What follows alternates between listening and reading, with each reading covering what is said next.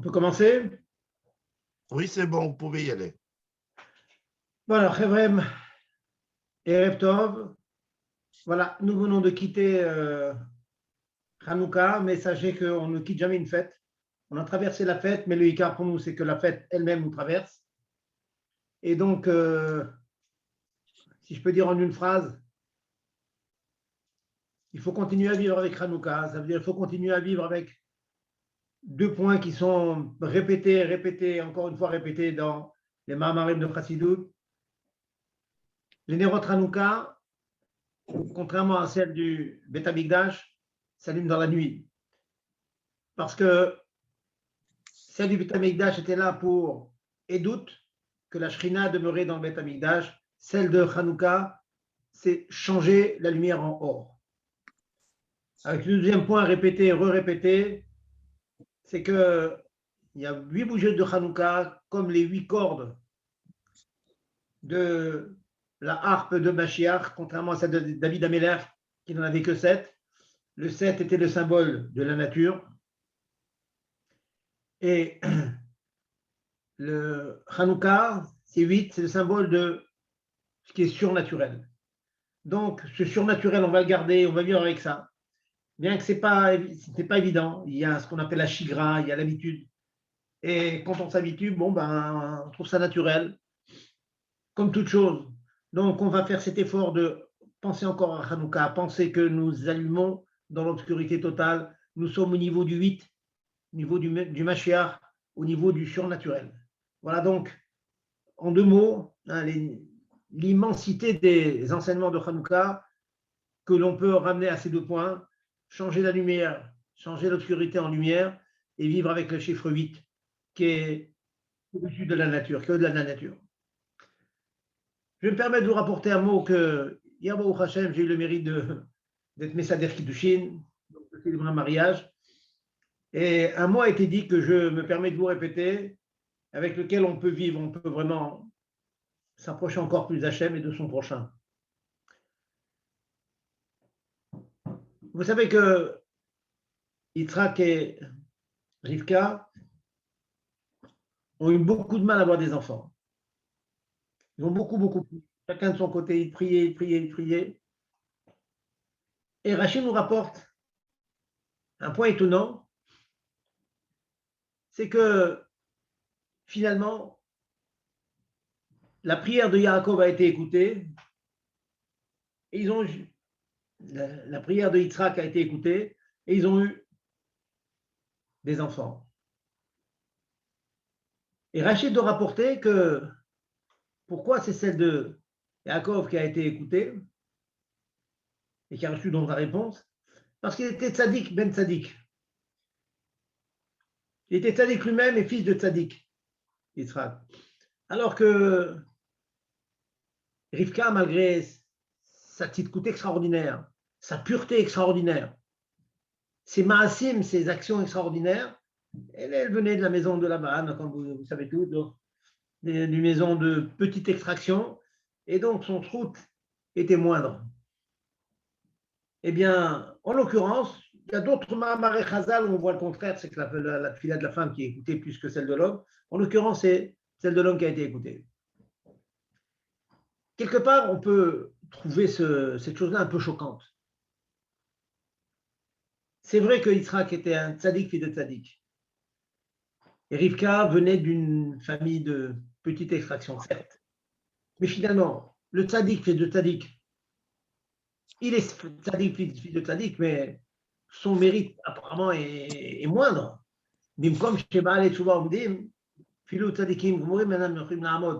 La place qui est tenue par un tzaddik n'est pas aussi grande, n'est pas aussi puissante que celle qui est tenue par le Baal Tshuva, qui vient de loin et qui, par ses efforts, est arrivé à donner lui-même un tzaddik. Et d'un autre côté, Rivka, elle vient vraiment d'un milieu de Avodah Zara, un milieu vraiment très très bas. Elle a fait cet immense effort sur elle-même d'en sortir et de devenir Rivka Imenu, une des matriarches. Donc apparemment, c'est un peu choquant quelque part que de dire que c'est la tfila de Yitzhak qui a été répondue et pas celle de son épouse. il y a un mot extraordinaire qui a été dit là-dessus. Vous savez ce que chacun priait? Vous savez ce que Yitzhak demandait dans ses bakachotes? Est-ce que son épouse, Rivka, disait dans ses bakachotes, dans ses demandes? Eh bien, Rivka demandait à Dieu, à Akash Baruch Hu, moi je sais que je viens d'une famille peu glorieuse, mais mon époux, lui, c'est le fils d'Abraham. Il est tzaddik, il est fils de tzaddik. Donc même si ma tfila n'a pas une grande valeur, mais celle de mon époux, elle a une immense valeur. Donc écoute-le et envoie-nous des enfants. De son côté, Yitzhak, qu'était sa tfila? Lui disait à Kajbochou, moi je suis le fils d'Abraham Avinu. Et c'est srout, quelle est la grandeur de mon srout, de mon mérite pour dire qu'on va écouter mes tfilotes? C'est ce qu'on appelle un tzaddik, c'est normal. Je suis venu d'une maison pleine de Yirat Shamaim, pleine de Havat Israël, pleine de Havat Hashem. C'est normal. Mais ce que je te demande, c'est d'écouter la tfila de mon épouse. La tfila de mon épouse qui vient d'une petite famille et qui a tellement, tellement grandi, qui est devenue Rivka Imenu. Donc chacun, extraordinaire, chacun priait pour l'autre. Et comme chacun priait pour l'autre et que Yitzhak, qu'est-ce qu'il priait? Il priait pour sa femme, avec le mérite de sa femme, qui était une Baal Tshuva. Eh bien, c'est là que sa tfila a été répondue. Pas parce que il était fils de tzaddik, fils de tzaddik. Parce qu'en tant que tzaddik, fils de tzaddik, il avait cette force de prier pour son épouse qui est Baal Tshuva. Et c'est cette bakasha qu'il a demandé à Dieu qui a fait que Hachem il a dit effectivement, si maintenant tu demandes bisrou ton épouse, qui est, c'est une Baal Tshuva. Alors ça, cette fille-là, je l'écoute. Extraordinaire. Ce mot m'a beaucoup touché. D'abord, les enseignements d'un mot comme cela, d'un vort comme celui-là, c'est qu'on prie toujours pour les autres, on prie toujours pour les sroutes de l'autre, pas avec nos sroutes à nous. C'est Dieu qui décide si nous en avons du sroute et du mérite, pas nous. Mais évoquer le sroute des autres, ça on peut le faire. Nos yeux nous montrent qu'une personne d'autre a un sroute et on dit à Dieu, tu sais bien qu'il a un sroute et donc le sroute, le mérite qu'il a, alors réponds à cette filote. Yitzhak, donc, il a en quelque sorte imbriqué sa tfila de tzaddik, mais sa bakasha, c'était le mérite de son épouse, qui, malgré la famille dont elle sortait, est arrivée au niveau de matriarche, ça veut dire des femmes qui étaient un dibouk, qui étaient attachées à Dieu de manière extraordinaire. Donc pour nous, c'est un enseignement, priez toujours pour les autres, regardez toujours les qualités de l'autre.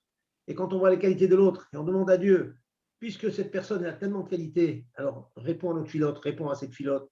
Et dans ce cas-là, avec l'aide de Dieu, on fait un couple déjà, ici, c'est un mariage, on fait un couple solide, parce que chacun pense au bien de l'autre, il pense que c'est toujours le srout de l'autre qui fait qu'on a réussi. Et si on part sur ces bases-là, on est sûr que dans Hachem, on est dans un foyer équilibré, harmonieux, où chacun pense à l'autre, et en pensant à l'autre, alors Dieu pense à nous-mêmes. C'est un bon business, si j'ose dire. Hein. Plus tu penses à l'autre, plus Dieu pensera à toi, et mieux ça sera pour toi. Voilà donc le mot que je vais vous dire donc, dans les dernières minutes. Hein. Nous avons quitté Hanouka, nous avons allumé des lumières à la choule toute la journée. Hein. On a vécu avec Hanouka, on a encore dit à la Nissim. On a ressenti la chose, ce matin on a dit Hallel, et donc on quitte Hanouka maintenant, mais en fait on est toujours dans Hanouka et on court maintenant dans le mois de Tevet, on court vers le Hetevet, la libération des livres, ce Kitroug, l'accusation qu'il y a eu encore sur toute la chita du Rabbi et la victoire éclatante, hein, comme le Rabbi a assisté, que le Léoumadze, l'autre côté, les Goïms ont reconnu que c'est le Rabbi qui avait raison et c'est lui le chef du mouvement, c'est lui qui imprime la vocation, c'est lui qui imprime la Yirat Shamaim.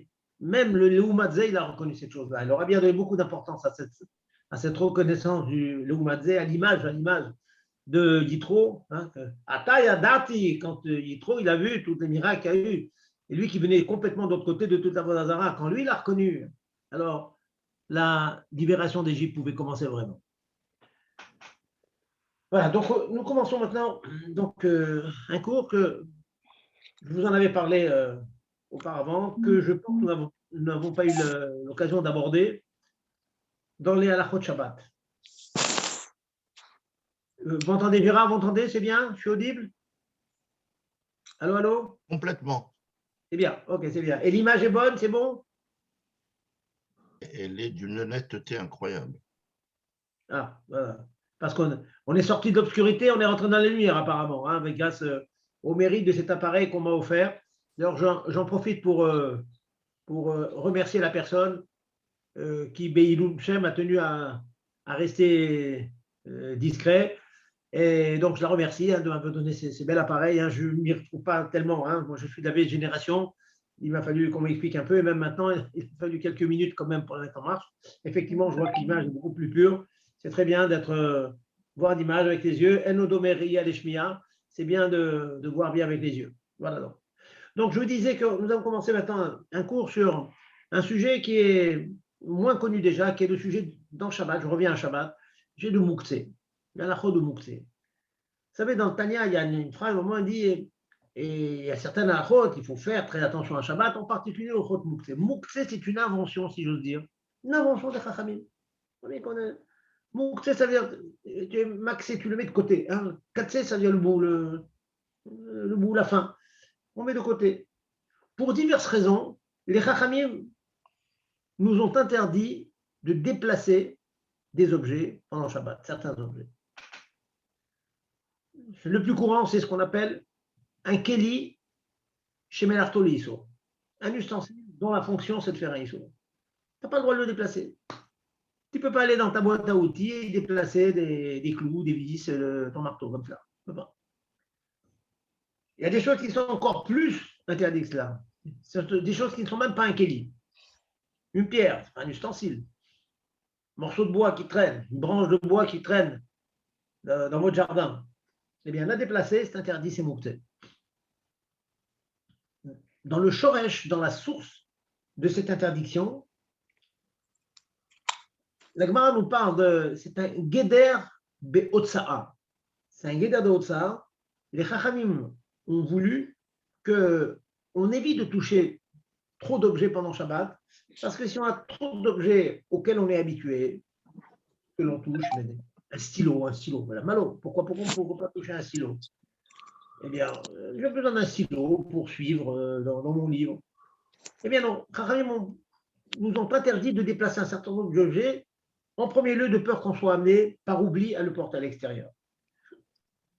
Le Rambam a un autre lachon, un autre langage.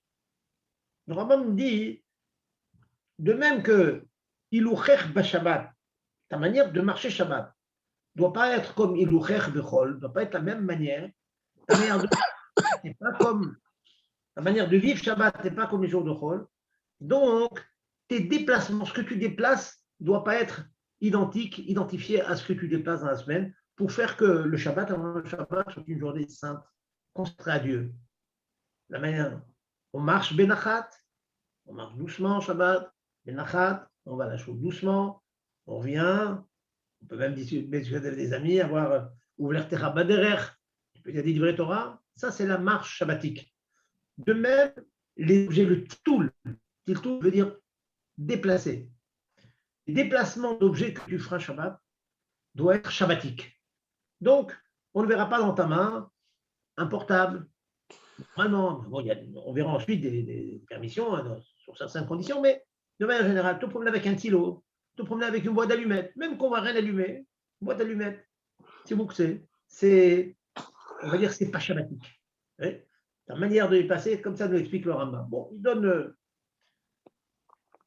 des explications dans ce sens-là. Donc, que ce soit pour éviter de porter à l'extérieur, dans les choses arabes, dans le domaine public, ou pour que ta manière d'agir, de déplacer les objets soit shabbatique, comme ça ou comme ça, les Chachamim nous ont interdit de déplacer certains objets sous certaines conditions. Alors, je vais commencer par le premier grand chapitre de ces mouktés, le plus fréquent, le plus rencontré, le plus matsouille, le shachiach, comme on dit, c'est shachiach. C'est, donc je vais répéter le mot, tâchez de bien noter le mot, un keli. Bon, c'est un keli, donc ce n'est pas une pierre, ce n'est pas un ustensile, c'est un morceau de bois, ce n'est pas une branche de bois. Un keli, quelque chose qui a une fonction dans la semaine. Un keli, chez Melarto, dont la fonction, c'est de faire un Issour Shabbat. Chez Melarto, les Issour. Une petite liste pour concrétiser la chose de cette première catégorie. N'oubliez pas, c'est la première catégorie de Mouktsé. Keli chez Melarto, les Issour. Un marteau. La fonction du marteau, c'est de planter des clous en général, de construire. Construire, c'est interdit. C'est Mouktsé. Autre exemple que le marteau, c'est le cas classique. Un stylo. Un stylo, c'est fait pour écrire. Écrire, c'est interdit. Donc, c'est Keli chez Marteau l'Issour. Un portable. Un téléphone. Un Keli qui est fait pour appeler. Appeler, c'est interdit. Donc, c'est Mouksé.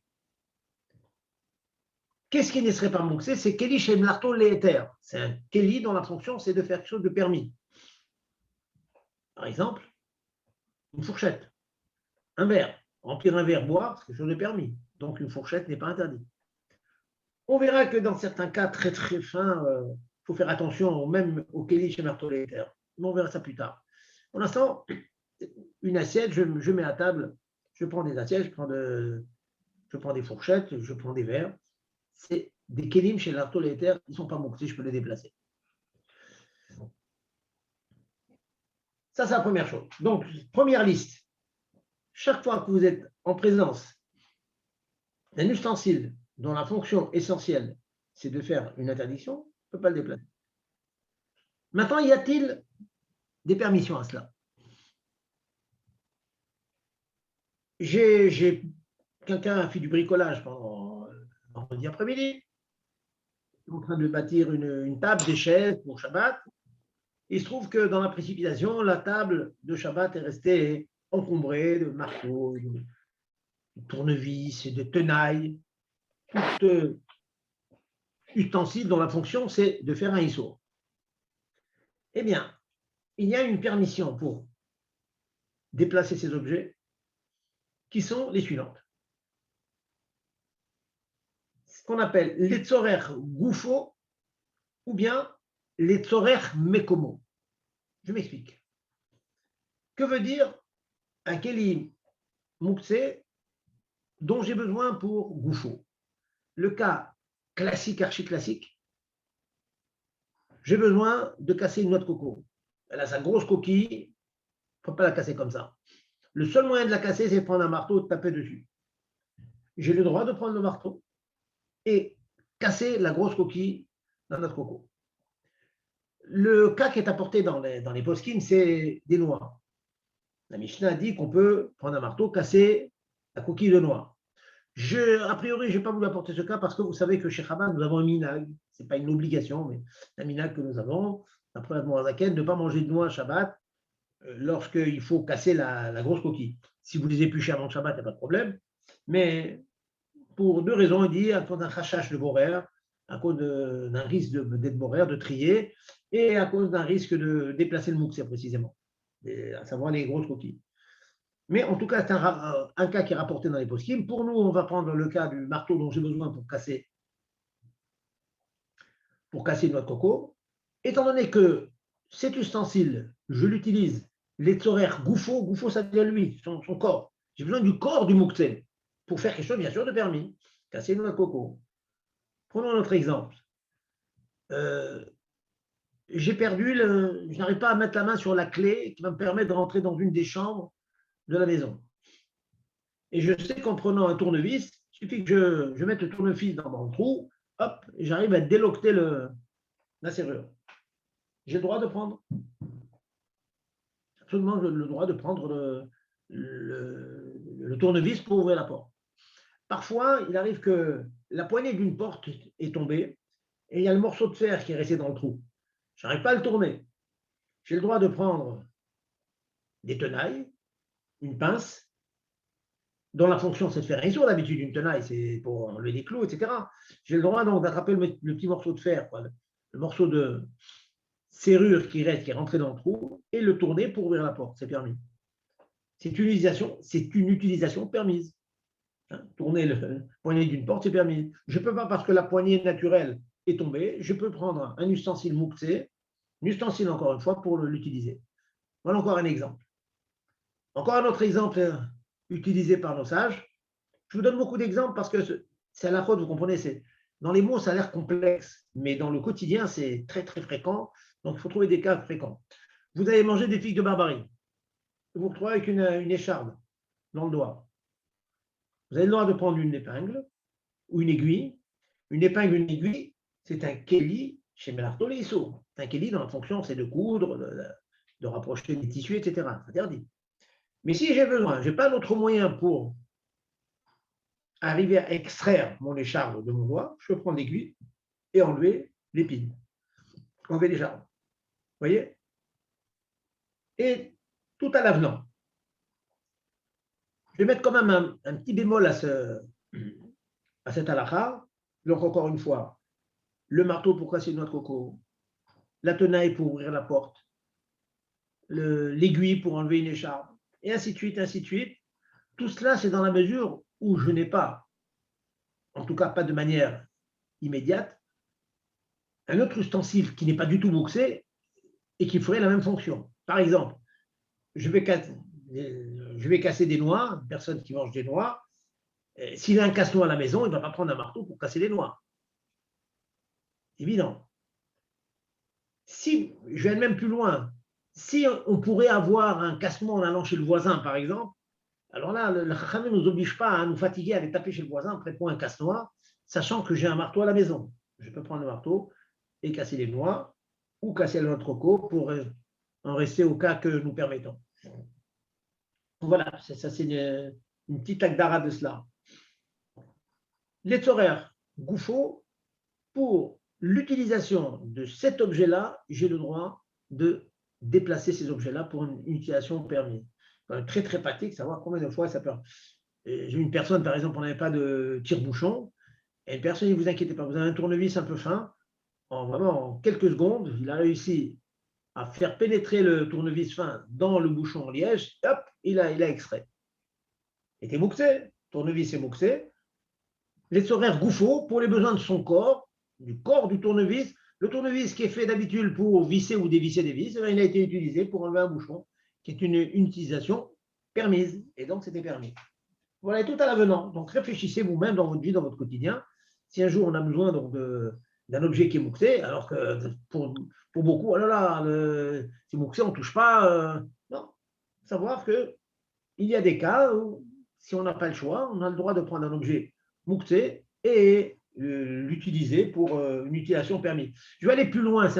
J'ai envie de vous dire une halakha provocatrice. Imaginons qu'il y a un cours qui est au tableau. Il est déjà écrit au tableau. Et le maître, celui qui donne le cours, le rave, il lui manque le bâton. Vous savez, il a un bâton pour suivre le bâton. Bon, le bâton, c'est pas mouxé, il a un bâton spécial pour ça. Imaginons maintenant qu'il a perdu son bâton, il veut prendre une grande règle. Une règle, c'est mouxé. Une règle, c'est pour tracer des traits. Tracer des traits, c'est interdit, c'est mouxé. Eh bien, il aurait le droit de prendre donc cette règle, s'il n'a pas le choix. Il a des psukim qui sont un peu hauts dans une classe. Shabbat, ça arrive, hein, quand on fait Messibot Shabbat, etc. On prépare un cours, on prépare des psukim, voilà les psukim au tableau. Et la maîtresse, donc la mora, elle veut faire suivre avec quelque chose pour suivre le pasouk. Elle pourrait prendre une règle qui est comme je dis, provocatrice. À la limite, elle pourrait prendre, si elle n'a pas le choix, prendre même un stylo et faire suivre le pasouk. Vous voyez, bon, mais je pense qu'on va trouver autre chose que le stylo. Si on est prêt à trouver un stylo pour suivre un pasouk sur un tableau, on peut prendre une fourchette, un couteau, autre chose, vous voyez. Mais en tout cas, dans le principe des shoresh, je vais expliquer ce fondement que les tzorer gouffo, si j'ai besoin du gouffre de l'objet mouxé, je peux le déplacer. Une deuxième volet du éther. Du éther, du mouxé, du kéli chez Melarto Leisso, un kéli dans la fonction du Leisso, marteau, etc., aiguille. Un deuxième éther, je n'ai pas besoin du marteau pour casser une noix, mais j'ai besoin de l'endroit où il est posé. On appelle les horaires mekomo. J'ai besoin de l'endroit où il est posé. Comme j'ai dit tout à l'heure, on a fait du bricolage l'après-midi, on n'a pas eu le temps de débarrasser la table. Sur la table, il y a un tas de kélim chez Marteau Leisso. Il y a des vis, des tenailles, toutes sortes d'ustensiles qui sont mouxés. Eh bien, si on a besoin de l'endroit et poser tous ces mouxés-là, tous les endroits où sont posés les mouxés sont occupés. C'est plein d'ustensiles, etc. Eh bien, sachez que les mots, les sorech mekomo chez la mouxé, moutar, les taltel et mouxé. Tout à l'heure, c'est si j'avais besoin de l'ustensile pour une utilisation permise, le marteau pour l'homme de coco. Maintenant, je n'ai pas besoin pour une utilisation permise, j'ai besoin de l'endroit où il est posé. Les Harayot ont été cool, ils ont été larges là-dessus. Ils ont dit, c'est une utilisation importante. Le mouxé tient une place, je vais vous donner plusieurs exemples tout à l'heure, tient une place qui dérange, on a le droit de déplacer. Parce que finalement, c'est un ustensile. Et un ustensile, il n'est pas si mouxé que ça, c'est beaucoup moins mouxé qu'une pierre qui traîne, ou un morceau de bois qui ne sert à rien, ou une allumette qui a déjà été utilisée. Vraiment que ça ne sert vraiment plus à rien, ce n'est pas un kéli. Là, ce sont des kélim, donc il y a cette permission des Tzorech Mekomo. Je vais vous apporter quelques exemples intéressants de ce qu'on appelle les Tzorech Mekomo. Très simple. Vous avez lavé votre linge vendredi après-midi. Il est lavé entièrement, vous l'avez laissé dans la sécheuse. Si c'est avec un bon Shabbat, je ne rentre pas si tu es mouillé, Ben Hashpachot, on verra ça plus tard. Mais dans la sécheuse, il y a des habits. Pour récupérer mes habits, en Shabbat, je suis obligé d'ouvrir la porte. La sécheuse, c'est un kéli chez Mertoli-Sour. C'est un ustensile dont la fonction, c'est de sécher, ça marche électriquement, c'est la fonction de faire un issour. C'est mouktsé. Mais maintenant, j'ai besoin du makom. J'ai besoin de récupérer le makom, c'est-à-dire l'intérieur de l'ustensile. Ça veut dire ouvrir la porte. La porte me gêne. Donc, j'ai besoin du makom de cette porte. J'ai besoin d'enlever cette porte-là, si j'ose dire, c'est d'ouvrir la porte en fait, pour accéder au linge sec. Eh bien, j'ai le droit. C'est toi que je me commande. Ouais, j'ai le droit donc d'ouvrir la sécheuse. Mais plus loin, on a fait cuire quelque chose, sans rentrer dans des repas qu'on a laissés dans le four et qu'on continue à se cuire pendant le Shabbat, sans rentrer dans cela. Voilà, on a un repas dans le four qu'on avait la permission de laisser dans le four. Bon, on va dire un four Garovicato. Bon. En tout cas, on a un repas dans le four. Je veux récupérer le repas qui est dans le four. J'ai parfaitement le droit d'ouvrir le four et de prendre la nourriture qui est dedans. Pourtant, je déplace la porte du four. Le four lui-même, je ne le déplace pas. Mais la porte, je la déplace. Elle est mouxée, comme le four.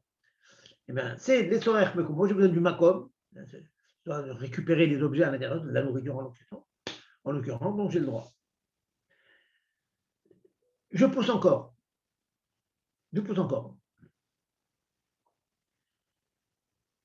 Imaginons que, alors dans le cas dont je viens de parler, je parle qu'il n'y a pas de lumière qui s'allume. En général, des petites lampes qui s'allument dans les fours. Enfin, vous connaissez votre four, il n'y a pas de lampe.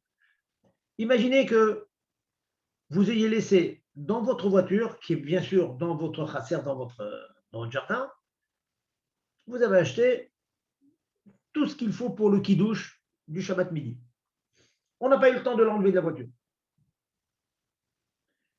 Si vous pouvez ouvrir le capot de la voiture ou la porte de la voiture sans allumer de lumière, il y a des voitures comme ça. S'il n'y a pas de risque d'allumer des lumières, vous avez le droit d'ouvrir la porte de votre voiture et de prendre des objets qui sont dedans. Vous avez oublié votre talit dans la voiture.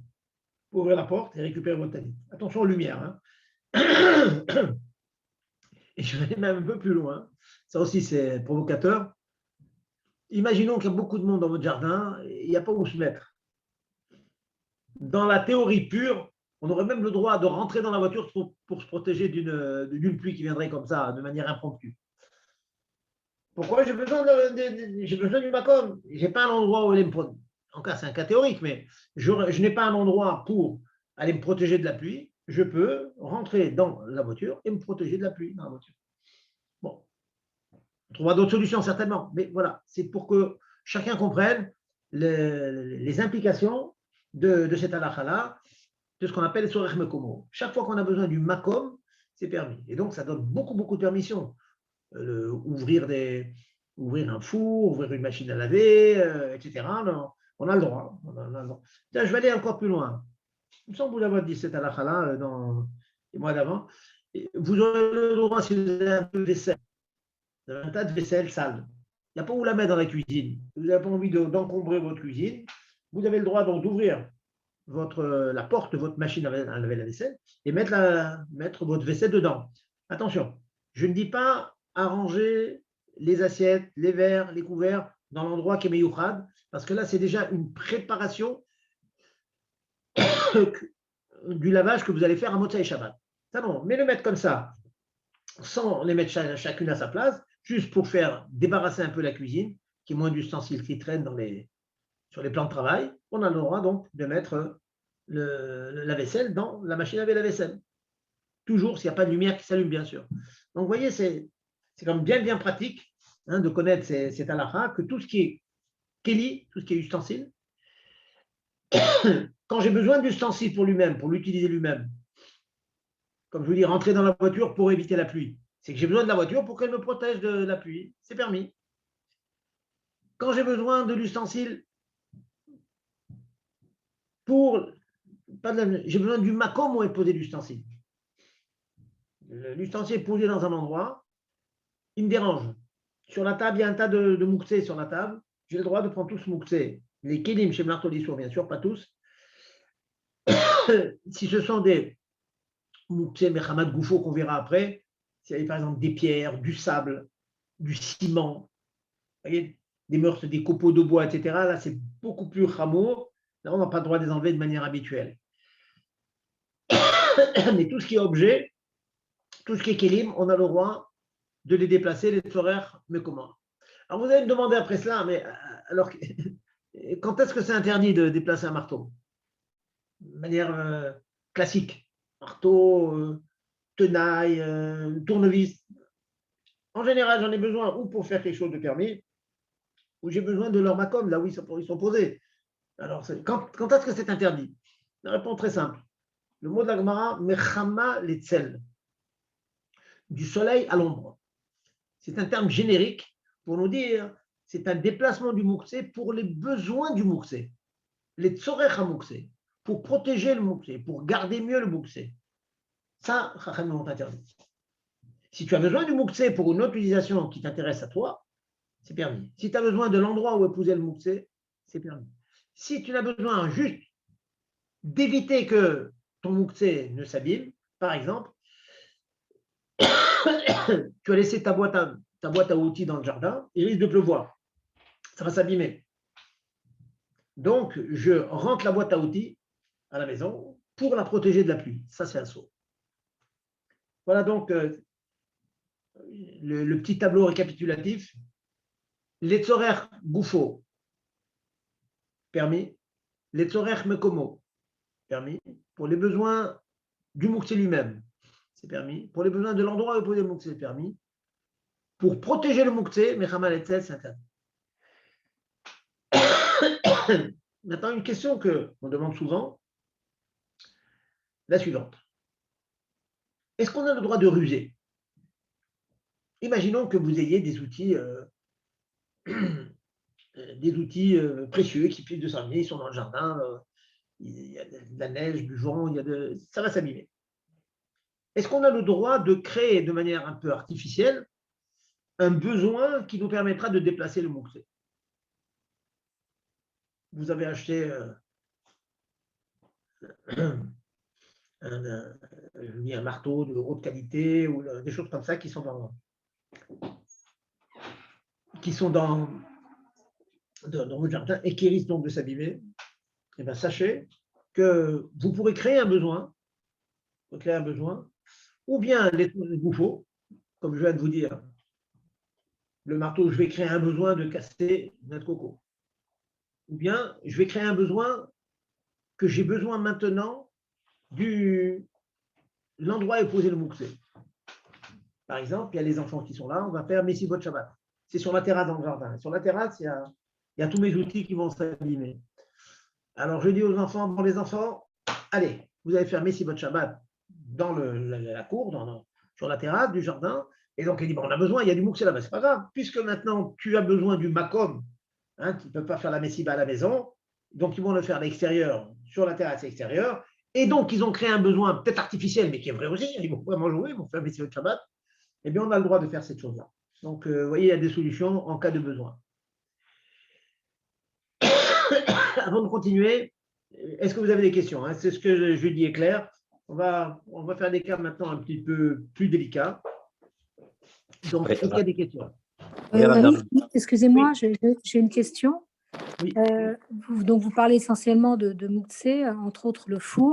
Alors moi, en ce qui me concerne, j'ai l'habitude de débrancher mon four et d'utiliser le four pendant Shabbat comme moyen de ranger de la nourriture d'avance. C'est comme ça que je procède, mais c'est vrai qu'il y a la notion de Mouktsé. Alors, j'ai un doute, effectivement. Parce que je range pas mal de nourriture que je me sers donc, pendant le Shabbat. Comme un placard. Voilà, comme un placard. Eh bien, votre question, elle est tout à fait d'actualité. C'est exactement ce que j'étais en train de dire tout à l'heure. Et vous n'avez même pas besoin de le débrancher. Si vous le débranchez, débranchez-le. Mais peut-être que vous le débranchez parce qu'il y aurait une lumière qui s'allume. Ça, OK. Ça, oui. Oui, tout à fait. S'il n'y a pas de lumière qui s'allume, vous n'avez même pas besoin de débrancher.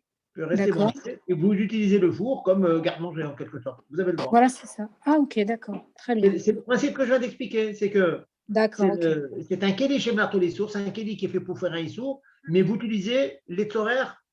Là, en l'occurrence, c'est un gouffre. Vous avez besoin de l'enceinte du four. C'est le four. C'est comme prendre un marteau pour casser une noix. Là, vous avez besoin de l'enceinte du four. C'est permis. D'accord, j'ai compris. Merci beaucoup. Voilà. Une autre question, s'il vous plaît. Vous avez parlé qu'on ne peut pas déplacer quelque chose de mouxé, pas qu'il s'abîme, mais si c'est quelque chose de vraiment de valeur, alors est-ce qu'il n'y a pas une histoire de yoker ou de précieux, même, je sais pas, une montre qui je sais pas, par exemple, si elle est à la pluie, elle sera hors d'usage. Est-ce que ça, on a le droit de le déplacer avec un chinouille? Alors, d'abord, la montre en question, je n'ai pas besoin de rentrer un chinouille. Là, vous prenez de la vente en quelque sorte. Pour l'instant, je n'ai jamais parlé de chinouille. On va rester pour l'instant dans l'ordre que je suis en train d'imprimer au chiour. Votre montre, d'abord en principe, ce n'est pas un kéli chez Marteau Lissour. C'est un kéli dont la fonction, c'est faire un éther, c'est voir l'heure. Certes, il faut peut-être la remonter, mettre des piles et tout. Mais en soi, c'est un kéli chez Marteau l'éther. Donc, il n'est pas mouxé en principe. Hein. On va parler de cas comme ça un peu similaires tout à l'heure, de ventilateur, je vais en parler. Mais prenons un cas de quelque chose voilà, qui est plus shriard. Vous avez acheté un iPhone qui vaut 2000 €. Voilà. Alors maintenant, votre iPhone, il est sur la terrasse. Vous l'avez oublié sur la table de la terrasse. Oui. Il commence à pleuvoir. C'est là que votre question se pose. Oui. Est-ce que j'ai le droit donc de le déplacer? Alors, on verra que si le iPhone en question, c'est un kéli chez Marteau les Issour. Les horaires vous faut l'enlever de la terrasse pour utiliser le iPhone pour une utilisation permise, c'est un peu compliqué. Parce que le iPhone, on n'utilise jamais pour une utilisation permise, sauf un cas très intéressant que j'ai vu dans les post-it. Une personne qui a l'habitude, sur son bureau, je ne vous cache pas que moi, c'est cette habitude aussi, sur mon bureau, j'ouvre la fenêtre, il y a toujours un peu de vent et les feuilles s'envolent. Je travaille beaucoup sur des feuilles. Ah. Donc, il m'arrive très souvent de prendre l'iPhone, de le mettre sur les feuilles pour qu'elles ne s'envolent pas. Comme presse-papier en quelque sorte. Donc, j'ai une utilisation moutarde. Donc, en l'occurrence, je pourrais m'inventer, comme j'ai dit tout à l'heure, cette utilisation permise. Je dis, bon, je vais le prendre mon iPhone pour pas qu'il prenne la pluie. Je vais l'entrer et je vais le mettre sur des feuilles. Bon, il faudrait que Shabbat, vous ayez des feuilles de Torah quand même. Qu'est-ce qu'on va dire Shabbat? Des feuilles de Torah, etc. Mais si j'arrive à me trouver des raisons, ou bien que j'ai besoin de l'objet moucté pour lui-même, pour faire une utilisation permise, et comme je vous dis tout à l'heure, vous avez acheté, je ne sais pas, une perceuse ou bien un marteau électrique qui vaut cher et tout, et vous l'avez oublié dans la terrasse, vous prenez le marteau, vous le rentrez pour casser une noix. Ça, c'est permis. Maintenant, pour en venir le déplacer avec un chinouille, ça, on va en parler plus tard quand on va parler du mouxé Mechamad Goufo, quelque chose qui est plus mouxé qu'un kéli. C'est plus ramour que kéli. Ça, on va voir que dans certains cas, oui, il y a des permissions de déplacer entre les coudes de manière inhabituelle. Mais ça, on verra un peu plus tard. D'accord. Rav, j'ai une question, s'il vous plaît. Allez-y. Alors, j'ai pas compris quand on avait la Hanoukia Shabbat dans l'épaisseur de la porte. Alors, on nous a dit que pour la déplacer une fois qu'elle est éteinte, pour pouvoir récupérer l'espace de notre porte, alors il fallait mettre une chala ou un sidour. Mais d'après ce que vous dites, ça semble être en plus, parce que si on a besoin de l'espace, alors dans ce cas-là, on peut enlever la Hanoukia sans condition, d'après ce que je comprends. Allez, juste que je comprenne, c'est quoi votre cas exactement? Elle était où votre Hanoukia? Elle était dans l'épaisseur de la porte. Ah, sur une table. Non, Sur non, une non. table. Non, vous savez, dans le trou de la porte, on met en face de la mezouza. Donc, quand on met la Hanoukia, alors l'espace, il est plus réduit. Donc, Non, mais ça je nous. comprends, mais j'essaie de comprendre. Mais votre Hanoukia était posée où? Par terre? Elle était où votre Non, pas Hanoukia? par terre. Elle était sur un petit banc, un petit tabouret. Ah, bon, j'ai bien compris. Alors, écoutez, madame, le cas que vous me citez, c'est pour ça que je vous dis, le Ichot Mouktsé, on va les faire doucement, doucement, mais il faut vraiment les assimiler doucement, doucement.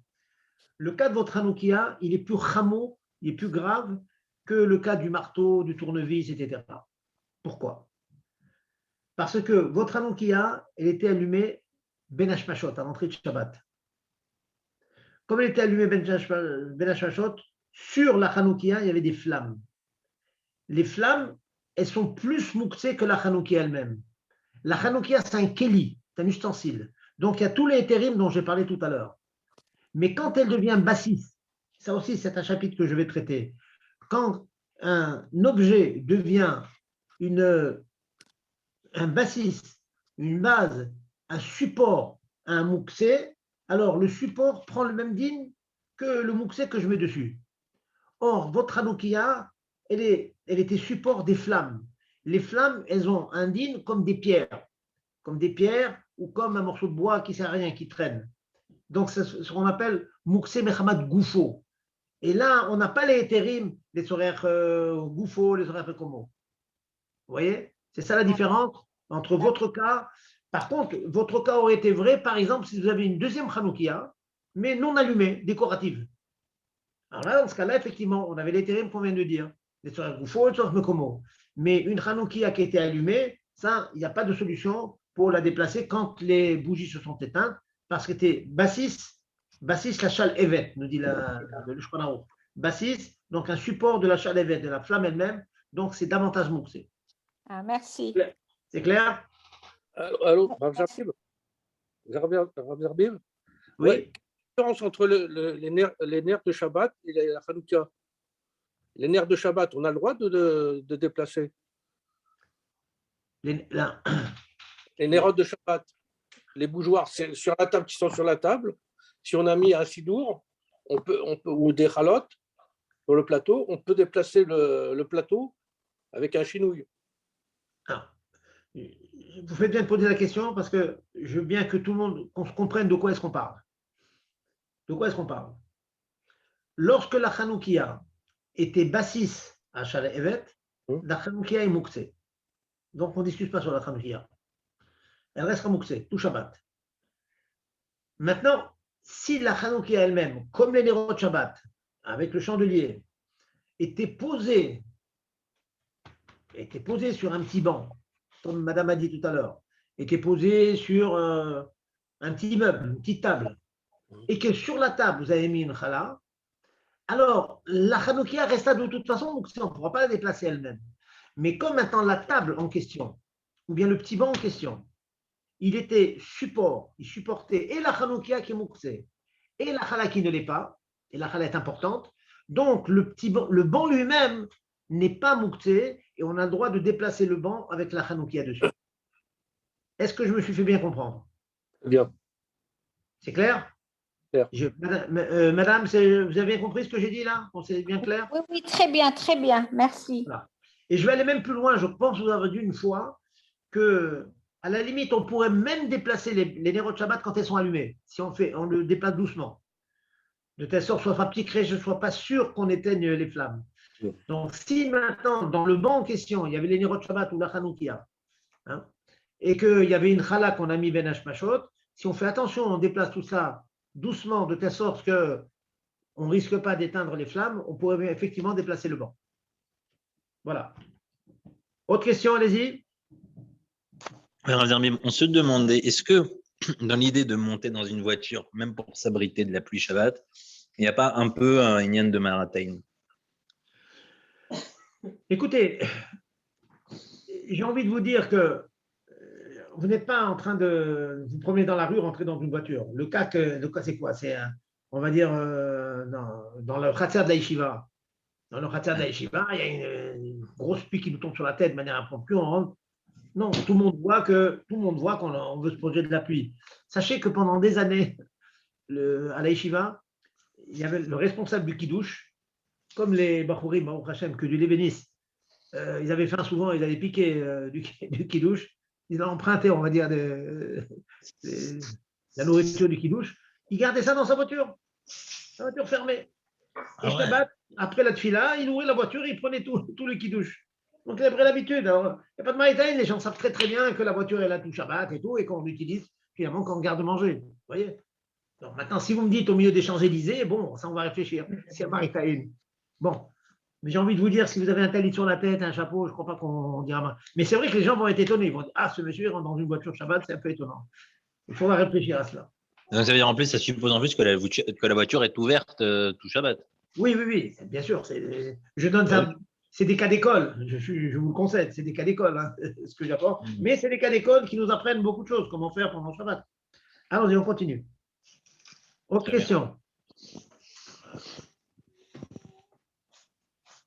Pas de questions?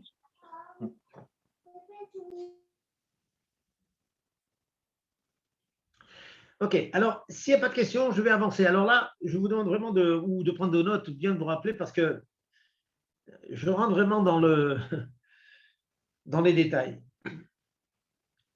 On a dit donc un marteau, on peut casser une noix, et s'il est sur la table, on peut l'enlever. Maintenant, prenons un objet moukté, mais dont toute la fonction, c'est de faire un issour. Il n'y a pratiquement pas d'utilisation permise. Par exemple, un portable qui a une certaine valeur, bon, à part utiliser en tant que portable, vous n'allez pas prendre ça pour planter un clou. Tout à l'heure, j'ai sorti un cas d'exception. Moi, je l'utilisais pour que mes feuilles, mes photocopies de Gomara et de Sichot ne s'envolent pas. Mais ce sont des objets, je vous donne d'autres exemples, vous allez mieux comprendre. Un appareil photo. Un appareil photo, c'est quelque chose qui vaut de l'argent. C'est quelque chose qui a une certaine valeur, vous voyez. On ne va pas prendre un appareil photo, en général, pour bloquer une porte ou une chose comme ça, vous voyez. Donc, il n'a pas d'autre fonction que de prendre des photos. Donc, c'est une fonction Asura. Contrairement au marteau, au tournevis, c'est très très bien que les marteaux, de maintes fois, on prend un marteau pour faire quelque chose qui n'est pas forcément interdit. Comme je dis, pour casser une noix, pour quelque chose qui est permis, souvent. Un tournevis pour ouvrir une porte, c'est Maasim Bekoyom, ainsi de suite. Alors, sur ce point-là, sachez qu'il y a une grande marloquette dans les poskim. Grande marloquette. Il y a des poskim qui disent on n'a pas les terres que je viens de vous dire. Et ça change beaucoup dans votre Shabbat. D'après les Machmirim, ça veut dire que toutes les lachos que je viens de vous enseigner, elles sont réduites finalement à quoi? Elles sont réduites au marteau, le tournevis, parce qu'elles ont aussi des utilisations permises, des shimushim mutarim. Mais toutes les choses qu'on n'utilise pas pour autre chose, ou même tout à l'heure, je dis un stylo, un crayon. On peut prendre un crayon souvent et on suit une ligne, on fait lire les enfants avec un crayon. Donc il y a une utilisation permise. Mais un appareil photo, non. Il n'y a pas d'autre utilisation que prendre des photos. Alors il y a des poskim qui disent qu'on n'a pas les terrims de l'Etzorach Bogoufo Mekomo. Donc ça veut dire, si on est Mahmir, ça voudrait dire que si vous avez oublié votre appareil de photo sur la table de Shabbat, on n'a pas le éther de l'Etzorach Mekomo. J'ai besoin du Makom, j'ai besoin de la table de Shabbat. Je ne peux pas enlever l'appareil photo, c'est compliqué. Il va falloir arriver aux autres méthodes dont on va parler la semaine prochaine, Mir Tzachem, la méthode, ce qu'on appelle Tiltul Begoufo, le déplacer entre les coudes, etc. Mais la manière habituelle que j'enseigne aujourd'hui, quand je dis qu'on peut déplacer les Sorères Mekomo Goufo, ça veut dire déplacer normalement. Je prends le marteau normalement, je casse la noix. Je prends le tournevis, j'ouvre la porte. Vous voyez, Normalement, je ne parle pas avec chinouille. Donc là, il y a une discussion, comme je disais, sur cela. En cas de besoin, et bien mettre le Mishnah Moura, il apporte un Magan Avraham qui tend à être méquille là-dessus. Bon, que Beshat Adachat, même que l'objet en question, il n'a pratiquement pas d'utilisation permise. L'exemple qui est rapporté dans le Magan Avraham, c'est une bougie. Une bougie, ça sert à quoi une bougie? À part allumer et s'éclairer, ça ne sert à rien. On ne prend jamais une bougie pour planter un clou ou faire autre chose avec. On est d'accord, la bougie, c'est rien que pour brûler. Donc, ce n'est pas comme un marteau qui en soi contient des utilisations permises, ou comme un tournevis, que quelquefois on ouvre la porte, et comme une aiguille, que quelquefois on extrait une écharpe. Vous voyez, une bougie, c'est fait que pour allumer. Mais même comme cela, hein, le Magan Avraham, le Rama, pardon, il permet et il dit que c'est pas mouxé. Voilà. Et le Magan Avraham aussi, je suis en train de vérifier dans mes notes aussi, le Magan Avraham, il permet cette chose-là. Voilà, donc, comprenez bien ce point que je viens de dire. Donc, on a un bon éther qui s'élargit même au cas où l'ustensile en question, il n'a aucune utilisation permise. Quand même, on pourrait éventuellement l'enlever de. Donc, ça quelque chose de très clair, c'est vous avez oublié vos appareils photo, hein, vous rentrez de vacances, vos appareils photo qui ne servent qu'à faire des photos, vous pouvez quand même débarrasser, s'il n'y a pas le choix, on peut débarrasser la table avec. Je vais prendre un autre cas très intéressant. Je vois que le temps passe vite, on a dépassé un petit peu, mais bon, on a commencé un peu en retard. C'est le cas d'un ventilateur. Alors, retenez bien ce cas, c'est très fréquent. Sachez qu'il y a toute une discussion dans les poskim, si un ventilateur qui est en marche, est-ce qu'il est mouxé ou pas? Pas évident, il y en a qui disent qu'il n'est pas du tout mouxé quand il est en marche. Pourquoi? Parce que quand il est en marche, qu'est-ce qu'il fait? Il fait de vous éventer, il vous donne du vent. Donner du vent, ce n'est pas interdit. Ce qui est interdit, c'est de le brancher. Mais une fois qu'il a été branché avant Shabbat, et il tourne, l'utilisation actuelle que je fais avec lui, ce n'est pas une utilisation interdite. Donc, d'après ça, je pourrais déplacer sans problème le ventilateur. Dans tous les cas, même pour le protéger, dans tous les cas. Mais il y en a qui sont marqués, qui disent que non, le ventilateur, dans la mesure où il faut quand même le brancher au secteur pour le mettre en marche, il a quand même une agdara, il est défini comme un kélish et marteau l'histoire, comme un marteau.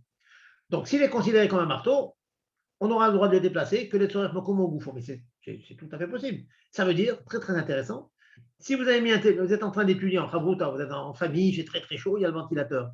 Et maintenant, vous voudriez tourner un peu le ventilateur. Ça, c'est des tsoref bouffon. Bouffon, c'est-à-dire le gouffre du ventilateur, il est en train de projeter du vent dans une direction et vous utilisez son gouffre pour qu'il projette ce vent dans une autre direction. C'est permis. Ou bien l'inverse. Tu es en train de refroidir un endroit, maintenant ça vous dérange, vous avez besoin du makom. Alors, Tsorach Mekomo pourrait retourner le ventilateur afin qu'il donne son vent, hein, sa fraîcheur dans une autre direction, parce que vous avez besoin du makom où il n'y a pas de fraîcheur. Donc, je résume, c'est à la fin du ventilateur. Sachez que le ventilateur, quand il est en train de marcher, vous avez le droit de le déplacer. Bien sûr, pour que ce soit toute la vie, vous avez besoin du makom où il est sur la table et vous les mangez sur la table, ou bien vous avez besoin qu'il donne sa fraîcheur donc, dans une certaine direction. Donc, vous pouvez tourner le ventilateur au gré de vos fantaisies et de vos désirs. Ça, c'est pour le ventilateur. Et quand le ventilateur alors, est débranché, donc il ne sert plus à sa fonction normale, donc ça redevient un kélish et mlarto leissou, pas éther. Donc là, d'après tous les avis, il est mouxé, mais si vous avez besoin, à quoi il sert s'il est débranché? Vous en avez besoin, on va dire, comme je vous l'ai dit, normalement, pour éviter que des feuilles s'envolent. Là, vous rentrez dans le problème que j'évoquais tout à l'heure avec le téléphone. Le téléphone, comme toute la fonction du téléphone, c'est de téléphoner, c'est pas de mettre sur des feuilles pour qu'elles s'envolent. Donc, je dis qu'il y a une marque locale dans les possibles. Donc, c'est mieux d'éviter de le déplacer, sachant que quand même, il y a des poskim qui permettent, comme le Magan Avraham que je vous ai cité tout à l'heure. Oui, c'est délicat. Hein. Je ne sais pas si vous sentez, mais ce sont des choses délicates. Je vais terminer, je vais conclure. On aura l'occasion, encore beaucoup d'alachot à vous dire. Hein. Mais je vais vous finir avec une alacha, c'est les tefilines.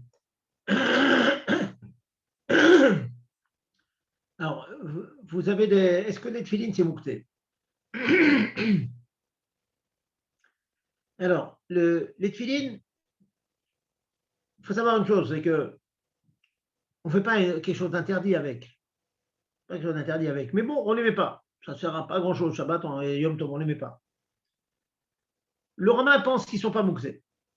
Le Magen Avraham pense que les tefilines, c'est moukzé.